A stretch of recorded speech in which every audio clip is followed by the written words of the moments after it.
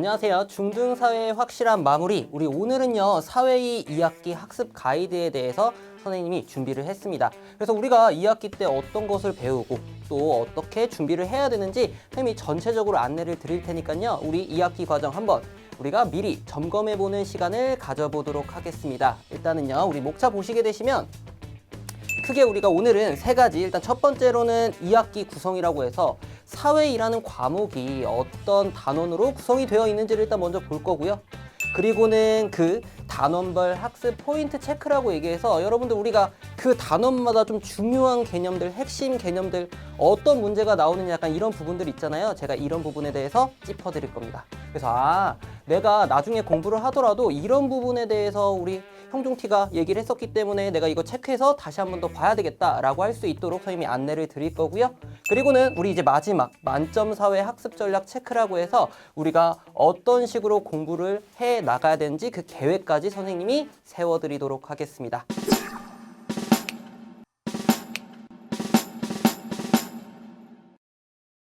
첫 번째 1학기 내용에서는 굳이 따지자면 우리가 정치화법이나 경제 이쪽에 해당하는 내용을 배웠습니다. 그래서 우리 학생들이 우리 일단은 대통령의 권한, 한마디로 즉 행정부, 입법부, 사법부 이렇게 나눠가지고 각각의 역할이라든지 각각의 권한들에 대해서 우리가 수업을 진행했었고요. 그리고는 이제 경제로 넘어가서 약간 경제 부분이 좀 까다로웠죠. 우리 경제 부분에서는 뭐 합리적 선택의 과정이라든지 아니면 뭐 물가라든지 물가 상승에 대한 변화, 약간 이런 내용에 대해서 우리가 초점을 두었기 때문에 여기 보시면 알겠지만 개념에 대한 난이도가 좀 높았습니다. 그러니까 한마디로요, 개념 자체가 좀 어려웠어요. 그러니까 우리가 보는 개념일지라도 이게 잘 외워지지도 않고 적용하기도 좀 어렵고, 그렇다면 우리가 이제 2학기 때 배우는 내용은 우리가 지리랑 일반 사회 영역이라고 봐주시면 됩니다. 그래서 우리가 여기에 해당하는 내용은요, 개념에 대한 난이도는 비교적 쉬워요. 그래서 뒤에서도 우리가 단원 자체에서 개념들 보겠지만 개념은 좀 쉽다라고 느낄지언정 여러분 중요한 건 뭐예요? 문제가 어려워졌어요. 그러니까 한마디로 개념과 관련해서도 지엽적인 형태를 물어보는 개념들도 나오기 때문에 또 문제가 어렵고요. 그리고는 또 뒤에서 보겠지만 우리가 그래프라든지 자료 분석 여기에 해당하는 내용도 나오기 때문에 문제에 대한 난이도가 높아졌다는 걸 여러분들이 봐주시면 좋을 것 같아요. 실질적으로 어떻게 단원이 구성되어 있는지 한번 같이 보도록 하겠습니다. 일단은요, 우리 7단원 인구 변화와 인구 문제, 그리고는 8단원 사람이 만든 삶터, 그래서 도시에 대한 설명, 그리고는 이제 글로벌 경제활동과 지역 변화, 환경 문제와 지속 가능한 환경 해가지고 여러분들 막 환경에 대한 협약들 약간 이런 내용들 배울 거고, 그리고는 세계 속의 우리나라라고 해서 우리나라의 어떤 입지, 위치, 약간 영토, 영해, 약간 이런 내용들, 그리고는 더불어 사는 세계까지 우리가 이렇게 총 6단원으로 구성되어 있다고 봐주시면 될 것 같아요. 여러분 약간 이 6단원 보면 약간 어떤 느낌 오세요? 이 6단원의 공통점이라고 이야기를 한다면 여기 보시면 알겠지만 전 세계 일상사회, 그러니까 우리나라뿐만 아니라 주변 나라들까지의 관계 속에서 일상사회의 모습의 변화와 그 문제에 대해서 전체적으로 학습하는 시간을 갖는 거구나 라고 봐주시면 될 것 같습니다.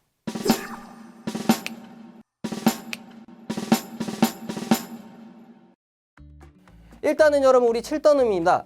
인구 변화와 인구 문제에 대한 내용이고요. 보시면은 첫 번째 인구 분포라고 해서 어느 나라의 어느 지역에 인구들이 많이 분포해 있는지, 그 분포가 많이 되는 특징은 무엇인지 이런 내용들을 배울 거고요. 그 다음에 이제 인구 이동, 인구 문제 있는데 여러분들 여기 보시면 알겠지만 가장 중요한 건 지역별 인구 구조를 체크해 주셔야 돼요.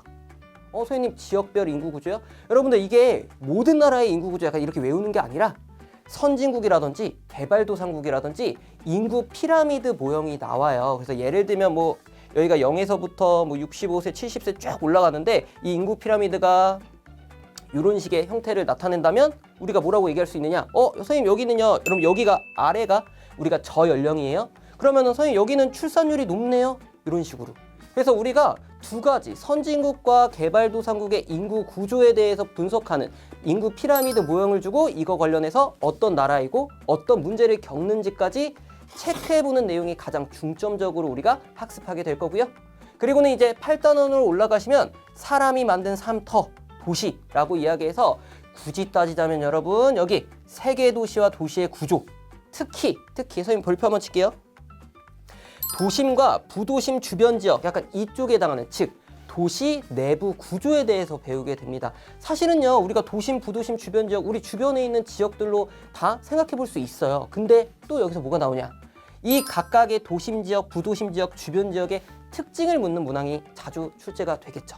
그래서 예를 들면 선생님, 우리가 도심은요, 그러니까 한마디로 각 지역의, 각 나라의 중심지를 뜻하게 된다면 상업 업무지구라고 해서 선생님 백화점도 많고요, 각종 기업의 본사라든지 은행이라든지 이런 것들이 많이 즐비되어 있습니다. 이런 특징들. 그렇다면 이제 주변 지역으로 이동하시면 이제 주변 지역은 좀 멀리 떨어져 있잖아요. 그럼 비교적 땅값이, 선생님 도심 지역이 땅값이 비싸기 때문에 우리가 주변 지역에서는 비교적 땅값이 저렴하겠죠. 그러니까 사람들이 많이 거주하는 지역의 특성이 나타나겠구나. 그렇다면 여러분 여기까지 선생님, 사람들이 많이 거주하면 어떤 것들이 많이 나타나요? 라고 이야기한다면 여러분 그죠? 우리가 그쪽 지역에서 많이 살기 때문에 교육시설, 학교, 약간 이런 것들, 혹은 우리가 각종 생필품들을 없는 시장, 약간 이런 것들이 많이 분포해 있을 수 있겠구나. 이렇게 체크해 볼 수 있다는 겁니다. 그래서 이 내용까지 봐주시면 될 것 같고요. 그리고는 이제 우리 9단원으로 넘어가면 글로벌 경제활동과 지역 변화라고 얘기해서 여기는 중점적으로 우리가 세계화, 이 세계화가 포인트입니다. 우리가 오늘날 다양한 나라들과 교류가 더 빈번해지고 하나의 어떤 전 세계화가 진행됨에 따라서 어떤 산업별, 지역별 변화가 촉진되는지, 그러니까 한마디로 우리가 산업 관계에서 상호작용하는 현상들이 더 많이 늘어났어요. 문화에 대해서 교류하는 이런 빈번한 횟수가 늘어났어요. 약간 이런 변화에 대해서 알아보시면서 우리가 다국적 기업이라고 이야기하는, 선생님 이 다국적 기업도요, 제일 대표적인 다국적 기업이라고 이야기한다면 여러분들 어떤 기업을 떠올릴 수 있으냐? 여러분 바로 맥도날드 떠올릴 수 있겠죠. 그래서 여러분 맥도날드는요, 전 세계에 위치해 있고 전 세계 같은 빅맥이라는 햄버거를 팔면서, 그러니까 이런 다국적 기업이 있을 텐데, 그럼 이 다국적 기업이 어떤 형태로 이루어져 있느냐라고 이야기한다면 우리 본사, 연구소, 생산공장 이렇게 세 개를 나눠봐야 되고요.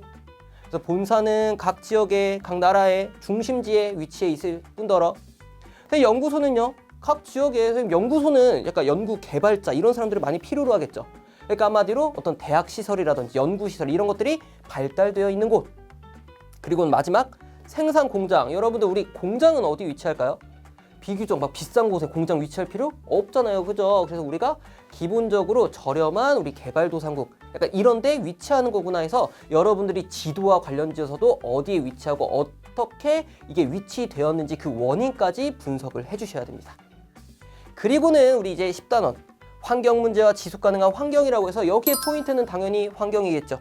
그래서 여기도 세부 단원 보시면 알겠지만 구체적으로 우리는 기후변화 영향이라고 얘기해서 우리가 오늘날에서도 지구온난화에 따른 문제를 많이 심하게 겪고 있죠. 우리가 비교적 선생님 옛날보다 더 추워졌고요. 비교적 우리가 너무 더워졌고요. 약간 이런 변화들 있잖아요. 이상기후 현상이라든지 빙하가 축소되어 가서 해수면이 상승한다든지 이러한 영향들에 대해서 전체적으로 보면서 선생님이 앞서도 간단하게 얘기했지만 다양한 환경 협약들이 있습니다. 우리가 국제사회에서 이런 환경 문제를 홀로 해결할 수가 없기 때문에 여러 다양한 나라들과 의논해서 협약을 맺어서 이 문제를 같이 해결하자. 그럼 그 협약에는 어떤 것들이 있는지까지 여기는 좀 암기를 많이 해주셔야 돼요.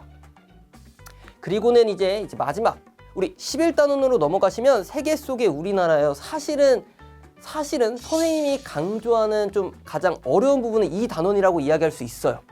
왜냐하면 우리 형광펜들 혹은 우리 학생들이요, 여기 11단원에 대한 내용을 좀 가볍게 여기고, 왜냐면 약간 여기서 우리가 독도라든지 이런 내용 나오면 우리 이거 좀 역사적인 내용에서 좀 봤던 거니까 그렇게 어렵지 않네? 이렇게 넘어가는 경우가 굉장히 많은데, 여기는 여러분 여기 우리나라의 영역에 대해서 영토, 영해, 영공, 배타적 경제 수역이라고 해서 이걸 각각 분리해서요, 제일 암기해야 될 양이 많은 단원입니다. 그래서 각각에 대한 내용은 무엇이고 이게 어떻게 이루어져 있는지 하나하나 다 체크하시고 외워주셔야 되고요. 그리고는 우리 지역화에 대한 요소, 지역화 전략에 대한 내용까지 학습하게 될 것 같아요. 그래서 우리가 뭐 지역 축제를 연다든지 우리 지리적 표시제라든지 약간 이런 내용들 같이 공부를 하시면서 마지막으로 이제 12단원 더불어 사는 세계, 이제 전 세계적으로 우리 지구상의 다양한 지리적 문제라든지 우리 지역 간의 불평등 완화를 위한 노력 등을 통해서 우리 전 세계가 겪는 다양한 사회 문제, 대표적으로 우리 지역 분쟁에 대해서 우리 학생들은 알아주셔야 됩니다. 그래서 각 국가 간에 어떤 요소로 인해서 분쟁이 이루어져 있고 그 분쟁을 해결하기 위해서 각각의 국가들은 어떤 노력을 하고 있는지 그 지역의 위치까지 전체적으로 학습해 주시는 단원이라는 겁니다. 선생님 이렇게만 들었을 때 우리가 선생님 이전에 얘기했던 것처럼 개념은 좀 쉬울지언정 그죠? 외워야 될 양들이 좀 더 많아 보이기는 하죠. 그렇기 때문에 선생님이 우리 만점 사회 학습 전략에 대해서도 체크를 해드릴 겁니다.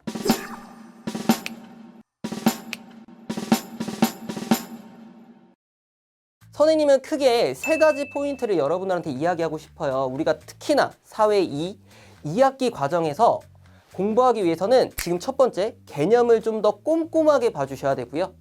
개념의 중요성을 계속 강조하고 있는데 특히나 지금 이쪽에 해당하는 단원들이 우리가 지엽적으로 세부적으로 나올 수 있는 개념들이 굉장히 많기 때문에 여러분들이 꼼꼼하게 학습을 해주셔야 되고요. 그리고는 이제 두 번째입니다. 그래프 및 자료 분석이라고 해서 우리가 앞서 선생님이 문제에 대한 난이도가 높아졌다라고 이야기를 드렸죠. 그렇기에 우리가 그래프 문제, 자료 문제 이런 것들이 나와요. 지도 문제 이런 거와 관련해서도 여러분들이 철저하게 대비해 주실 수 있어야 되고요. 그리고는 이제 마지막 마무리 만점 학습 과정 방법까지 선생님이 얘기를 드릴 텐데 보시면 일단 꼼꼼한 개념 선생님 개념을 꼼꼼하게 공부한다. 이건 어떤 것을 의미하냐면요. 그냥 개념에 대해서 우리가 확실하게 암기하는 것도 당연히 물론 중요하겠죠. 그죠? 근데 그것은 너무나도 당연한 그러니까 한마디로 우리가 사회 공부할 때 그건 당연히 기반이겠죠. 기반. 그렇다면 좀 더 꼼꼼하게 공부한다라는 건 여러분 여기에요. 지금 선생님이 지역 분쟁에 관련한 그래프 지도를 가져왔는데 지금 각각의 분쟁들이 나타나져 있는데 이 분쟁의 원인에 대해서 당연히 알아야 될 거고요. 그런데 그거와 더불어서 각 분쟁의 위치, 지도상의 위치를 명확하게 구분해 주실 수 있어야 되고요. 여러분 여기 보시면 알겠지만 되게 세세하게 이렇게 뭐 크루드족 독립운동, 이스라엘 팔레스타인 분쟁 이렇게 하면 여기가 굉장히 위치가 가까이 있어서 사람들이 우리 학생들이 많이 헷갈릴 수 있겠죠. 그래서 지역 내의 위치도 정확하게 봐주셔야 되고요. 그와 더불어서 시간별 발달 과정까지 여러분들이 봐주셔야 되는데 여기는 무슨 말을 하느냐 우리가 카슈미르 분쟁을 한번 예를 들어볼게요. 이 카슈미르 분쟁과 관련해서는 우리 지금까지도 역사적인 분쟁이 계속 지속되고 있다라고 해서 우리가 과거에서 끝난 것이 아니라 지금까지도 이어지는 약간 이런 시간별 변천 과정도 기본적으로 학습해 주시는 게 굉장히 중요합니다. 이거 왜 그러냐면 여러분들이 관련 제시문이나 자료 문제가 굉장히 많이 나와요. 근데 조금이라도 약간 내가 처음 들어보거나 세세하게 모를 경우 이거 뭐였지? 나 이거 배운 적이 없던 것 같은데? 혼란을 느끼면 개념 자체도 흔들려 버려요. 개념 자체도. 그리고는 우리 두 번째입니다. 그래프 및 자료 분석 스킬. 선생님이 이것도 가장 중요한 문제 중에 하나. 선생님이 우리 학생들이 선생님의 이 학습 가이드를 보면서 하나 정도는 꼭 얻어가실 수 있도록 선생님이 문제를 하나 준비했는데요. 여기 보시면 알겠지만 도시화율에 대한 우리 그래프가 나와 있고요. 우리 밑에 보면 문제가 나와 있습니다. 2020년 도시인구가 2010년 도시인구보다 많다라고 되어 있는데요. 2020년의 도시인구가 2010년보다 지금 도시화율이 높네요. 도시인구가 많다 하면 돼요? 안 돼요? 안 돼요, 여러분. 이건 틀린 겁니다. 선생님 지금 그래프상에 여기가 더 높잖아요. 여러분 지도를 보실 때, 자료를 보실 때는요, 변수를 확실하게 체크해 주셔야 돼요. 지금 여기 도시화율이라는 건 전체 인구 분의 도시에 살고 있는 사람들의 숫자를 이야기합니다. 그럼 선생님 여기를 지금 만약에 50%라고 한번 해볼까요? 여기를 50%고요. 지금 2020년을 지금 70%라고 한번 얘기를 해볼게요. 선생님 그러면은 50%보다 70%가 높으니까 도시인구가 많은 거 아니에요? 라는 건 여러분 두 개의 전체 인구가 동일할 때죠. 예를 들어서 여기가 전체 인구가 100이고 여기가 100일 때만 70에서 70이 더 크구나 라고 이야기할 수 있을 텐데 우리가 여러분 오늘날에는 저출산 문제가 굉장히 심각해서 전체 인구의 숫자가 더 줄어들 수도 있겠죠. 예를 들어서 우리가 2010년에 여기 2010년이라고 얘기했어요. 2010년에 우리 200만 가구였으면 선생님 우리 2020년에는 100만 가구로 변화가 됐어요. 그럼 여러분 여기 보시면 지금 200만에서 100만. 근데 200만에서 50%는 100만 가구일 거고요. 그죠? 근데 100만 가구에서 70만 가구는 70만 가구겠죠. 누가 더 커요? 2010년이 더 크다라는 거 알 수 있죠. 그렇기에 결론. 정답은 X입니다. 전체 인구의 숫자를 모르기 때문에 해당 연도의 인구수를 우리가 비교할 수가 없다라는 걸 여러분들이 체크해 주셔야 된다는 거예요. 우리 이제 마지막 세 번째 마무리 만점 학습이라고 얘기해서 선생님이 강조하고 싶은 건 우리가 아무래도 학교 내신 시험을 잘 준비하기 위해서는 학교 선생님이 이야기하셨던 개념들 혹은 학교 프린트 이런 것들을 자세하게 봐야 되잖아요. 그래서 선생님이 이전에 지금 강조했던 개념이라든지 문풀 관련해서 자료 및 그래프 분석이라든지 이런 것들을 잘 끝냈다면 가장 마지막에 해야 하는 내용은 여기 보시면 알겠지만 교과서 및 학교 프린트에 대한 지엽적인 내용을 꼼꼼하게 체크해 주셔야 돼요.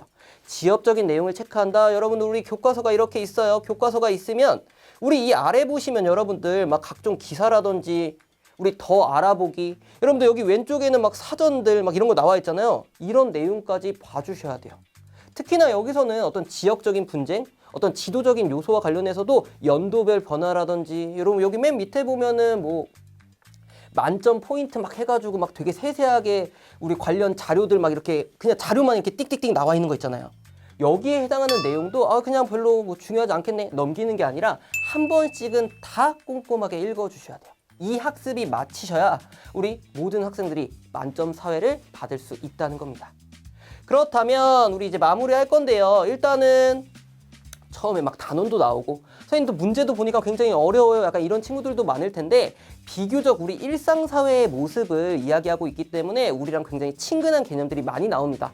사실은 좀 더 재밌다라고 이야기할 수 있을 것 같아요. 왜냐면 그전에 우리 정치라든지 경제 선생님 너무 어려워요, 복잡해요 이런 얘기들 진짜 많이 들었는데 여기는 그런 내용과는 좀 다르게 대신 세부적으로 익혀주는 게 중요하겠죠. 그러면 선생님 우리 유종의 미라는 말이 있듯이 여러분들 우리 이제 사회 2의 마지막 내용이잖아요. 그죠? 당연히 마지막도 완벽하게 마무리를 해야 되겠죠? 그죠? 그래서 우리 학생들이 좀 더 선생님의 지금 얘기했던 내용들 종합해서 다 체크하시면서 꼼꼼하게 학습해서 모두 다 만점 사회에 도달할 수 있기를 선생님이 기원하겠습니다. 그렇다면 선생님이 준비한 우리 오늘 사회 2 학습 가이드에 대한 내용 마치도록 할게요. 감사합니다.